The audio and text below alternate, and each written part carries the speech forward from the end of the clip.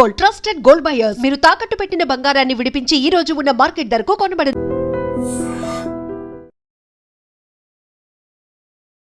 నమస్తే, welcome to ఐట్రెడ్.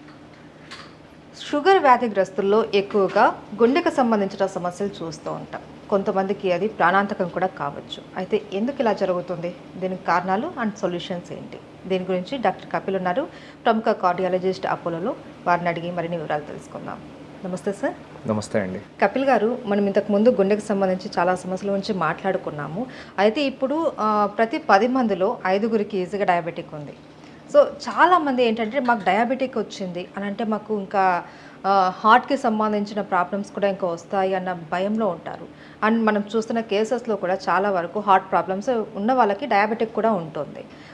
ఎందుకంటారు ఇట్లా? డయాబెటీస్ అనేది ఒక లైఫ్ స్టైల్ డిసీజ్ అండి. It's like part of it is genetic. కొంతమందిలో జన్యుపరంగా పేరెంట్స్ ఇద్దరు డయాబెటీస్కి గురి అయ్యి ఉంటే పిల్లల్లో 15 to 30% ఛాన్స్ దట్ వాళ్ళకు కూడా డయాబెటీస్ వచ్చే అవకాశం ఉంటుంది. బట్ మిగతా 70 to 80% వాళ్ళల్లో డయాబెటీస్కి రీజన్ వాళ్ళ life style. So life style అనగానే మనము ఎంతైతే ఆహారం తీసుకుంటున్నామో, ఎన్ని క్యాలరీస్ అయితే ఆహారం తీసుకుంటున్నామో అంత క్యాలరీస్ మనం ఒకవేళ బర్న్ చేయకుంటే దానివల్ల మెల్లిమెల్లిగా ఉబకాయము, అబ్డామినల్ ఒబేసిటీ ఇవన్నీ స్టార్ట్ అయ్యి ఇన్సులిన్ రెసిస్టెన్స్లోకి వెళ్తుంది. దీన్ని గ్రాస్గా చెప్పాలంటే మెటబాలిక్ సిండ్రోమ్ అని అంటారు. సో దాంట్లో షుగర్ లెవెల్స్, తర్వాత కొలెస్ట్రాల్ పెరగడము, తర్వాత బీపీ పెరగడము, నడుము దగ్గర కొవ్వు చేరుకోవడం, ఇలాంటివన్నీ జరగడం వల్ల వాళ్ళు ఇన్సులిన్ రెసిస్టెన్స్, ఇంటాలరెన్స్కి, గ్లూకోజ్ ఇంటాలరెన్స్, ఇన్సులిన్ రెసిస్టెన్స్ స్టేట్లోకి వెళ్తారు. అలా వెళ్ళడం వల్ల వాళ్ళు డయాబెటీస్కి దగ్గరగుతారు, ప్రీ డయాబెటిక్ స్టేట్కి వెళ్తారు. సో డయాబెటీస్ ఉన్న వాళ్ళలో గుండె జబ్బులు, రక్తనాళాల్లో బ్లాక్స్ వచ్చే అవకాశం చాలా ఎక్కువ కంపేర్ టు జనరల్ పాపులేషన్. ఎవరికైతే డయాబెటీస్ లేదో వాళ్ళకంటే వీళ్ళలో చాలా ఎక్కువ. ఈ డయాబెటీస్ అనేది ఒంటరిగా రాదండి, దాంతోపాటు కొలెస్ట్రాల్ని కూడా తీసుకొస్తుంది. డయాబెటీస్ ఉన్న వాళ్ళలో ఎల్డిఎల్ కొలెస్ట్రాల్ రసాయన మార్పులు జరిగి ఆక్సిడైజ్డ్ ఎల్డిఎల్ అనే ఒక రకమైన ఎల్డిఎల్ తయారవుతుంది. అది మోర్ అథెరోజెనిక్. సేమ్ లెవెల్, ఇప్పుడు సపోజ్ నాన్ డయాబెటిక్ వాళ్ళలో కొలెస్ట్రాల్, బ్యాడ్ కొలెస్ట్రాల్ అనేది సపోజ్ 70-80 ఉంది. వీళ్ళలో ఆ 70-80కే ఎక్కువ అథెరోజెనిసిటీ ఉంటుంది. అంటే same level of bad cholesterol diabetics, non diabetics చూస్తే డయాబెటిక్స్లో ఆ ఎల్డిఎల్ అనేది కంట్రోల్ ఉన్న ఆ ఎల్డిఎల్లో మార్పు ఉండి అది ఎక్కువగా బ్లాక్స్ని క్రియేట్ చేసే అవకాశం ఉంటుంది. So lifestyle changes, strict diabetic control, షుగర్స్ని బాగా కంట్రోల్ చేయడం, దాంతోపాటు కొలెస్ట్రాల్ని కూడా కంట్రోల్ చేయడం వల్ల షుగర్ వ్యాధిగ్రస్తుల్లో గుండె జబ్బు రాకుండా జాగ్రత్తలు తీసుకోగలము. కొంతమందిలో మేము యాంజియోగ్రామ్స్ అవి చూస్తూ ఉంటాం. 70 years పీపుల్లో 20 years డయాబెటీస్ ఉంటుంది, బట్ వాళ్ళ డయాబెటీస్ చాలా బాగా కంట్రోల్ చేస్తారు. అలాంటి వాళ్ళలో ఒక్కొక్కసారి రక్తనాళాలు యాంజియోగ్రామ్లో చాలా ప్రిస్టీన్గా బాగా ఉంటాయి. కొంతమంది 5 years డయాబెటీసే ఉంటుంది, కానీ uncontrolled sugars, obesity, higher LDL వీళ్ళల్లో యాంజియో చేస్తే ఒక్కొక్కసారి సమ్టైమ్స్ మల్టిపుల్ బ్లాక్స్ రావచ్చు. రీసెంట్గా ఒక 37-year-oldకి డయాబెటీస్ ఫర్ టైప్ 2 డయాబెటీస్, రెండో రకం డయాబెటీస్, పుట్టినప్పటి నుంచి అంటే పిల్లల్లో వచ్చే డయాబెటీస్ కాకుండా అడల్ట్ ఆన్సెట్ డయాబెటీస్లో 37 years అబ్బాయికి మేము చేస్తే he had triple vessel disease. అంటే ఆ ఏజ్కి తగ్గట్టుగా లేదు డిసీజ్, ఆ ఏజ్ కంటే చాలా ఎక్కువగా ఉంది. So diabetes is definitely very important risk factor for the development of heart disease అండి. సో అందుకోసమే డయాబెటీస్ ఉన్నవాళ్ళు అధైర్యపడకుండా strict diabetes control and lifestyle changes అనేవి చాలా ఇంపార్టెంట్. ఈ ఒక్క స్టేట్మెంట్ నేను అందరికీ చెప్పదలుచుకున్నాను. Diabetes is a lifestyle disease.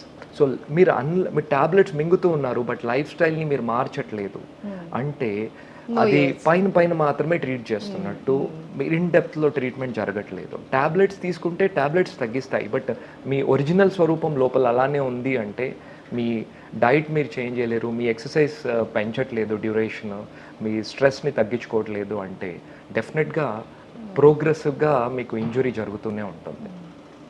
So diabetes ఉన్న వాళ్ళు జాగ్రత్తలు ఖచ్చితంగా తీసుకోవాలి.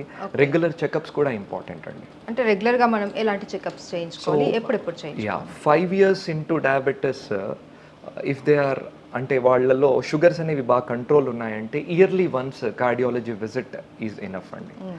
But other risk factors add అవుతున్నాయి అనుకోండి, డయాబెటీస్ మాత్రమే ఉంటే yearly once cardiac checkup is enough అండి. ఇది ఏంటంటే దేశంకి మారుతుంటుంది, కంట్రీకి వాళ్ళ గైడ్ లైన్స్ మారుతుంటాయి. బట్ ఇండియన్ కాంటెక్స్లో only diabetes, rest of all the things are normal. 1 year ఒక్కొక్కసారి గుండెకి సంబంధించిన టెస్టులు, ట్రెడ్మిల్ కానీ స్ట్రెస్ టెస్ట్ కానీ బేస్ లైన్ ఈసీజీ కానీ చేసుకుంటే చాలు. ఒకవేళ డయాబెటీస్ కంట్రోల్ అనేది సరిగా లేదనుకోండి, ఇంకొంచెం ఫ్రీక్వెంట్గా అట్లీస్ట్ 6 months దీంట్లో ఉండాలి. వాళ్ళలో గుండెకి సంబంధించిన సిమ్టమ్స్ గురించి ఎడ్యుకేట్ చేయడం అనేది చాలా ఇంపార్టెంట్. డయాబెటీస్ ఉన్న వాళ్ళలో బ్రెత్లెస్నెస్ ఆన్ ఎఫర్ట్, నడిస్తే ఆయాసపడడం, ఇన్ని రోజులు లేని నడిస్తే ఆయాసపడడం రావడము, మెట్లెక్కితే ఆయాసపడము, త్వరగా అలసిపోయినట్టుగా ఉండడము, ఇలాంటివి ఉంటే త్వరగా డాక్టర్ని కలవాలి. ఇలాంటివి లేదు అంటే at least 6 monthly, even if your sugars are not control, 6 monthsకి ఒకసారి కలిస్తే చాలు. But yearly once for every one అండి. After 40, it is like everyone, even if they don't have diabetes, it is better to get evaluated yearly once. చాలా మంది ఏంటంటే sugar ఉన్న వాళ్ళకి, హార్ట్ ప్రాబ్లం ఉన్న వాళ్ళల్లో స్టంట్ వేయడం కానీ, లేకపోతే హార్ట్కి సంబంధించి ఏదైనా సర్జరీ జరగడం కానీ ఇలా జరిగినప్పుడు వాళ్ళు కోలుకోవడం కూడా చాలా లేటుగా అవుతుంది డయాబెటిక్ లేని వాళ్ళతో కంపేర్ చేస్తే అనేసి అంటూ ఉంటారు. సో అలాంటప్పుడు మనం ఏం చేయాలి, ఎలాంటి జాగ్రత్తలు తీసుకోవాలి, ఇంకా ఎక్కువ ఏమైనా ప్రికాషన్స్ తీసుకోవాల్సి ఉంటుందా? సో డయాబెటీస్ ఉన్న వాళ్ళలో యూజువలీ మాకు యాంజియోస్ చేస్తే, డయాబెటీస్ ఉన్న వాళ్ళలో యాంజియోగ్రామ్కి నాన్ డయాబెటిక్ పేషెంట్స్లో ఉన్న యాంజియోగ్రామ్స్కి సింపుల్ తేడా ఉన్నాయండి. డయాబెటీస్ ఉన్న వాళ్ళలో యూజువలీ డిఫ్యూజ్ డిసీజ్ అంటాం. అంటే ఏంటంటే చాలా ఏరియాల్లో డిసీజ్ ఉంటుంది, డిస్క్రీట్ కాకుండా ఇక్కడ మాత్రమే కాదు చాలా ఏరియాలో డిసీజ్ ఉంటుంది. దాన్ని డిఫ్యూజ్ డిసీజ్ అంటూ ఉంటాం. మల్టిపుల్ బ్లాక్స్ ఉంటాయి, మల్టిపుల్ ఆర్టరీస్ ఇన్వాల్వ్ ఉంటాయి. ఒక్కొక్కసారి అసోసియేటెడ్ కిడ్నీ డిసీజ్ ఉంటే కాల్షియం కూడా అక్కడ డిపాజిట్ అయి ఉంటుంది. అదే నాన్ డయాబెటిక్స్ ఉన్నారు, కొంతమందికి వేరే రిస్క్ ఫ్యాక్టర్స్ వల్ల గుండె జబ్బు, హార్ట్ అటాక్ లాంటి సస్పెక్ట్ చేస్తే, వాళ్ళలో చేస్తే యూజువలీ ఒక ఏరియాలో ఉంటుంది, లేదా ఒక ఆర్టరీలో మాత్రమే, లేదా 2 ఆర్టరీలో ఉంటుంది. So multi vessel disease, multiple blocks ఉండేది డయాబెటిక్స్లో చాలా కామన్. డిఫ్యూజ్ డిసీజ్ సైజ్ అనేది యూనిఫామ్గా థిన్ అయిపోతూ ఉంటుంది, రక్తనాళం సైజ్, అది యూజువలీ డయాబెటీస్లో ఉంటుంది. డయాబెటీస్ అండ్ ఫీమేల్ జెండర్ అండి, ఆడవాళ్ళలో diabetes with obesity is not a good combination. వాళ్ళల్లో పర్టికులర్లీ పోస్ట్ మెనోపాజల్, నెలసరి ఆగిపోయిన తర్వాత వాళ్ళల్లో ఈ డయాబెటీస్ ఉండి, ఉభయకాయం ఉండి 50 సంవత్సరాలు దాటిన ఆడవాళ్ళల్లో యూజువల్లీ డిసీజ్ అనేది చాలా డిఫ్యూజ్గా ఉండే అవకాశం ఉంటుంది. సో జాగ్రత్తల పరంగా వస్తే మనం ఇంతకుముందు డిస్కస్ చేసినట్టుగా రెగ్యులర్ చెకప్స్ అవి చేసుకోవాలి. స్టెంటింగ్ తర్వాత ఇంకా స్ట్రిక్ట్ బ్లడ్ షుగర్ కంట్రోల్ అనేది చాలా ఇంపార్టెంట్. అండ్ బైపాస్ తర్వాత usually for conventional bypass sugars high ఉన్న వాళ్ళలో కొంచెం వూండ్ హీలింగ్ ప్రాబ్లమ్స్ అవి ఉంటూ ఉంటాయి. But there is no major difference as such. ఒక్కసారి స్టంటింగ్ కానీ బైపాస్ కానీ ట్రీట్మెంట్ లాగా తీసుకున్న తర్వాత వాళ్ళు ఖచ్చితంగా 2 విభాగాల్లో ఖచ్చితంగా షుగర్ కంట్రోల్ అనేది చాలా చాలా ఇంపార్టెంట్ అండి. అండ్ సార్, ఈ షుగర్ పేషెంట్స్లో స్టంట్స్ వేసిన తర్వాత ఆ లొకేషన్లో కొద్దిగా ఇన్ఫెక్షన్ వచ్చే అవకాశాలు ఉంటాయి అనేసి అంటూ ఉంటారు, అది ఎంతవరకు వాస్తవం అంటారు? స్టంట్స్లో ఇన్ఫెక్షన్ అనేది పెద్దగా ఉండదండి, ఛాన్స్ లేదు. ఎందుకంటే ఎసెప్టిక్ కండిషన్స్లో అవి చేస్తూ ఉంటాము.